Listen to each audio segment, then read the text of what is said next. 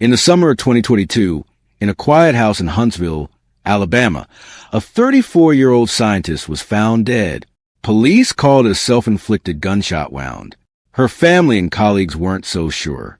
Months earlier, she had told the people closest to her, in her own words, that if anything ever happened to her, it would not be suicide. Her name was Amy Eskridge, and her story sits at the strange intersection of real aerospace science, government secrecy, and a growing unresolved list of researchers connected to advanced U.S. technology who have died or vanished under circumstances that no one has fully explained. This is not a story with a tidy ending. It's a story about what happens when a brilliant young scientist says she's afraid for her life, and then that fear comes true. Amy Eskridge grew up immersed in the culture of what Huntsville calls itself, Rocket City. Both of her parents had ties to NASA. Her father, Richard Eskridge, was a retired NASA engineer who had worked on the space shuttle program. Amy herself was formidably credentialed, a double major in chemistry and biology from the University of Alabama in Huntsville, with self-taught expertise stretching into electrical engineering, physics, and genetic engineering. Friends and colleagues describe her as brilliant, restless, and obsessed with pushing past the boundaries of accepted science.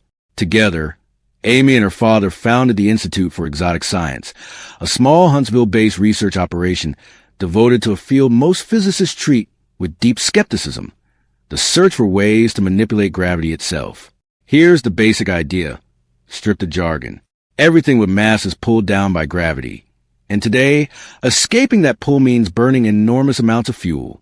Eskridge's research explored whether a localized field could reduce an object's effective mass, in theory making conventional propulsion unnecessary. It's the same territory explored decades earlier by physicist Ning Li, who claimed they produced anti-gravity effects using rotating superconductors, and overlaps with decades of rumor around the so-called TR-3B, an alleged secret triangular craft said to use field propulsion. Mainstream physics has never validated any of this. But Eskridge believed she was close to something real, and she said so publicly, including, she claimed, to private aerospace companies who saw her work as a threat to their business. In 2020, Eskridge sat down for an interview on a podcast focused on UFO research and exotic science. What she said next is why her story still circulates today.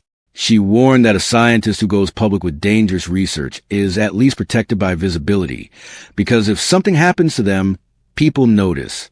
But a scientist who raises the same alarms privately, she said, is far more exposed.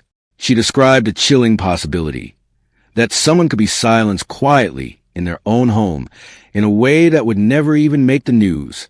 It wasn't an abstract fear. Eskridge said the harassment had already started.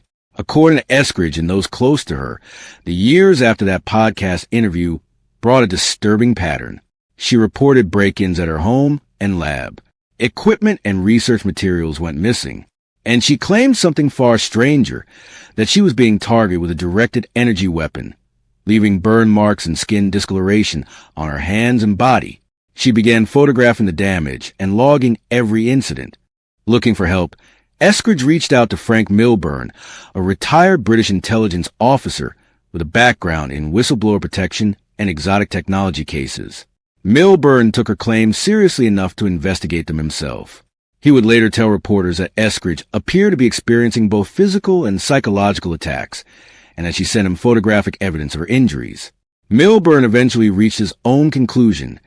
He did not believe her death, when it came, was self-inflicted. By this point, Eskridge was telling people close to her that she feared for her life. Multiple accounts describe her stating, in plain terms, that if anything happened to her, it would not be suicide. It's worth being honest here about the fuller picture, because a responsible account doesn't leave it out. Reporting has also indicated that in her final months, Eskridge was living with chronic pain, had stopped taking her pain medication, and appeared increasingly paranoid in her last recorded interview. Whether that reflects a toll of genuine, sustained harassment, an unrelated mental and physical health decline, or some combination of both, is exactly the kind of question a real investigation would need to untangle. No one has ever done that work publicly. On June 11th, 2022, Amy Eskridge was found dead in Huntsville from a single gunshot wound to the head. Officials ruled it self-inflicted, but no detailed autopsy report was ever made public. No extended police investigation followed.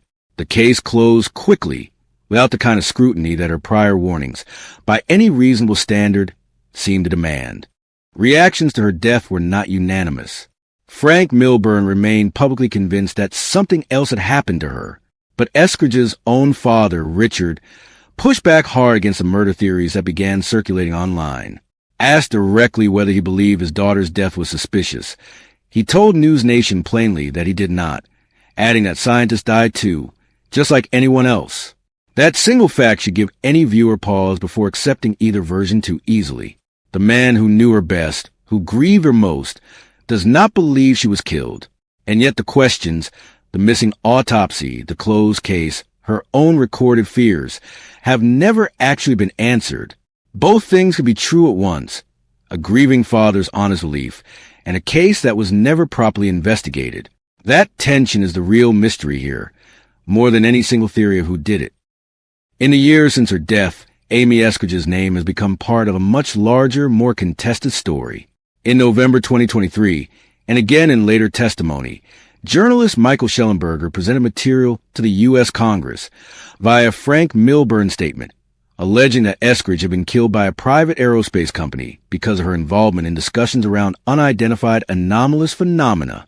It's a serious, specific claim made in a formal congressional setting.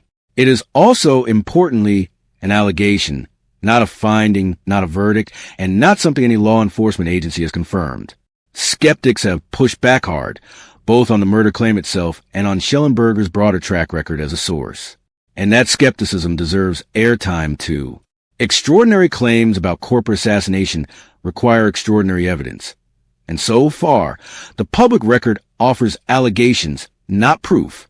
What's hard to dismiss is the pattern Eskridge has since been folded into. Federal lawmakers, including Missouri Representative Eric Burleson, have pushed for an FBI review not just of her case, but of roughly a dozen others, researchers and officials connected to nuclear, aerospace, or defense work who died or disappeared under circumstances that were never fully explained. Physicist Ning Li, whose gravity modification research Eskridge had studied, is among the names sometimes mentioned in that same conversation. So is Joshua LeBlanc, a NASA nuclear propulsion engineer killed in a 2025 car crash in the very same city, Huntsville, a coincidence of geography that has fueled its own speculation, even though authorities say they found no confirmed link between the cases. Is this an actual coordinated pattern?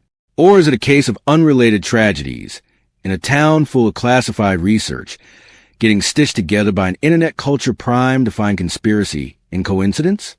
Serious people disagree. The honest answer is that nobody outside a real investigation currently knows, and that's precisely the problem, because underneath every theory sits the same unresolved fact. Amy Eskridge told people she was in danger, documented what she said were attacks against her, and then died in a way that was never properly examined. Whether the true explanation is corporate conspiracy, government secrecy, a mental health crisis compounded by real harassment, or something else entirely, her family has been given no real closure, only a closed case file, and a growing list of strangers online arguing over what happened to their daughter. What we're left with is a young, gifted researcher who wanted to push the edges of what's physically possible, who said publicly that people like her get silenced quietly, and who is no longer here to explain, in her own words, what actually happened to her. If there's a lesson in Amy Eskridge's story, it isn't a tidy one. It's that the space between case closed and truth known can be enormous, and that in that space, grief, speculation, and real unanswered questions all have to live together. Next time on Mystery Cache, we follow another anti-gravity researcher whose work vanished into government hands almost as quickly as she did. The story of Dr. Ning Li. Subscribe so you don't miss